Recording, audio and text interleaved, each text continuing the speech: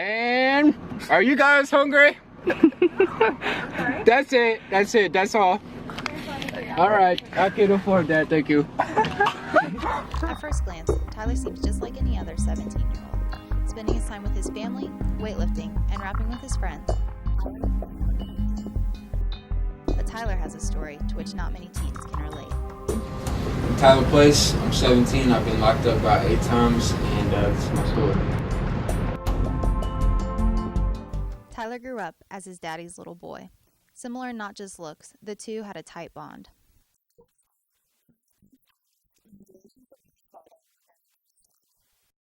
I live with my stepdad and my mom, so my parents did get a divorce, but growing up with different people in my life has had an effect, and my dad not being in my life definitely had a big effect.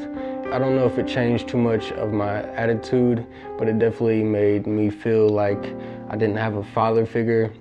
It made me feel like I had to go towards other things for kind of a way to fit in.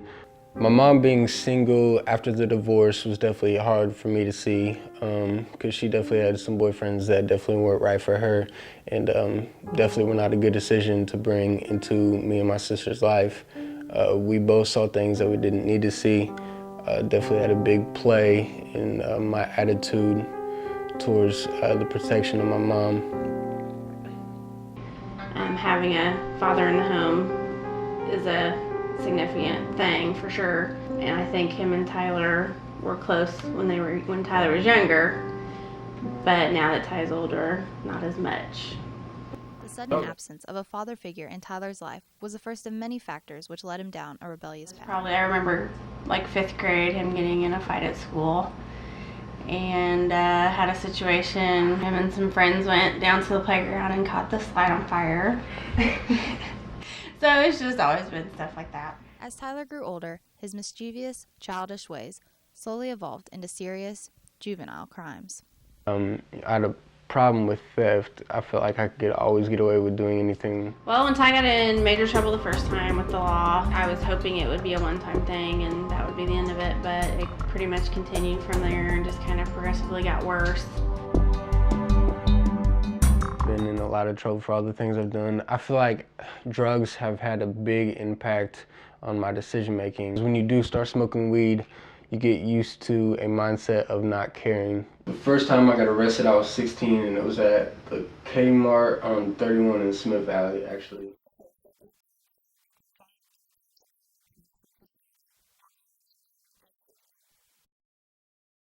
So I definitely thought about a lot being in here, and how many times I've been in here. It's so surreal. You just gotta take the most from it and move on. You can't let this hold you back. So to kill time, I usually just read. I read books like crazy. This is like the only time I did read books. Read letters that people have written you, even though you could probably read them 800 times, but they still make you feel better. Or just watch the cars drive by. Watch the weather change, especially if you're in here for 3 months. The seasons are changing, so. I'm Jim Higdon. I'm the director of the Juvenile Detention Facility, and I've been the director for the past 18 years. I think Tyler was a good example of someone who understood what he did wrong, and wanted to change his ways. And I only hope that being in detention's had a little part of helping him to stay out of further trouble and making him understand what he loses when he does come here, basically his freedom. He is one of the smartest students I've ever had. And I'm not saying that because you're asking me specifically about him. I've had thousands of kids in here over the years, and I remember the names of the ones who impressed me the most, and he did impress me with his potential. You can tell a lot about a student by just their general overall vocabulary on whether or not they're a reader. And he's very bright. Very smart, very capable when he wanted to be. He had an awful lot of things clawing at him. Basically being in here all the time, that kept me out of school, so I couldn't get all the credits that I needed, so I'm a senior with 18 credits. What I decided to do was to drop out and get my GED. For me, I feel like that's gonna help me out getting to college on time, It's not what I want to do, and I never thought for myself that's what would be going on or what I would have to settle for. You know, as far as being a model student, he did very, very well. Sitting down over here is where I got told I was about to do 3 months. Magistrate Marla was kind enough to talk with us about the challenges of working with juveniles. It's frustrating to see kids back again, sure. You know, you always hope that, people make mistakes. Well, everybody makes mistakes. I make mistakes. But you hope that whenever they come into the system that they learn from their experience, and then that causes their behavior to change. When I see them again, that indicates that maybe they didn't have that learning experience that I was hoping they would have the first time. But it's an opportunity then to try some different interventions, some different programs, and see if they can get the learning out of it. I have 4 teenagers myself, and raising teenagers is hard work. And it takes a lot of effort. And when you're raising a teenager that ends up here in this courtroom, they're probably even more work than your standard teenager. And for some parents, that's a really big burden. Statistically speaking, most people have committed a delinquent act as a juvenile, and most people will grow out of their delinquent behavior. So I've got that, on my side. The evidence supports my position on that. There are very few children I've seen that I don't have hope for.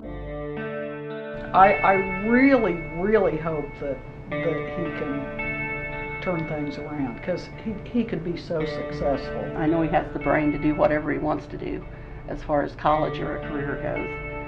But in no way or shape or form is being in detention going to ruin the rest of your life.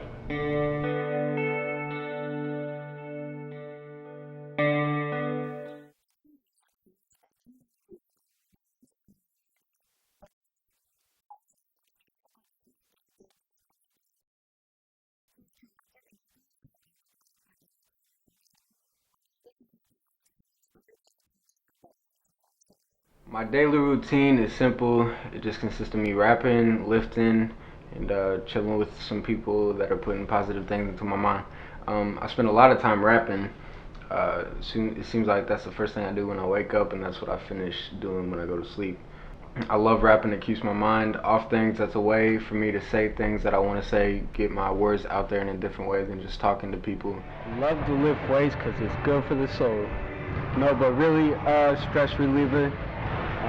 It's a good thing to waste time and stay active because, I'm not school sports or nothing like that. So, it kills time too. Plus, I can look a little pretty. That this last time he got in trouble for having a handgun in our home, we at that point were able to hook up with 2 men from our church that decided to kind of help Tyler and counsel Tyler and work with Tyler, and that's been going on now for a couple months. And I can say that it seems like since they've kind of stepped in and started working with him, that there's been some improvement in behavior and attitude and stuff like that. This dude is named Casey Walls. He's like 37. He's a friend of mine through my mom, and he's kind of like my mentor. Taught me to straighten up, really, start acting like a man, which is always a good thing. And he shows me some few things about lifting weights, what I don't know. But other than that, it's just a good time to spend with somebody positive. Keeps me uplifted. Since I had to get my GED, I'm looking forward to college now. I'm trying to go to Ball State for music engineering. I really want to take my rapping somewhere, but I definitely got to get a lot better at that. So music engineer is what my future is about to hold. You shine so bright like a shooting star. Drinks on me, so she hopped to the bar. She take a few shots and then she start dancing. I'm up in VIP and she got me bracing.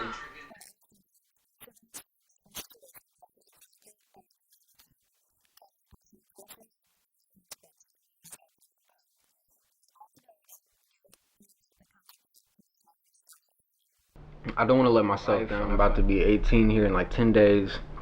So just thinking about that, I need to step up things and start acting like a man. I feel like this time is going to be different just because I feel like I'm strong-minded now. I feel like all the experiences I've been through have definitely shown me what I need to be doing and what I need to not be doing. So with my new lifestyle, I'm trying to just, keep my time right, keep my friends right, and dedicate my life towards something that means more than what I was living.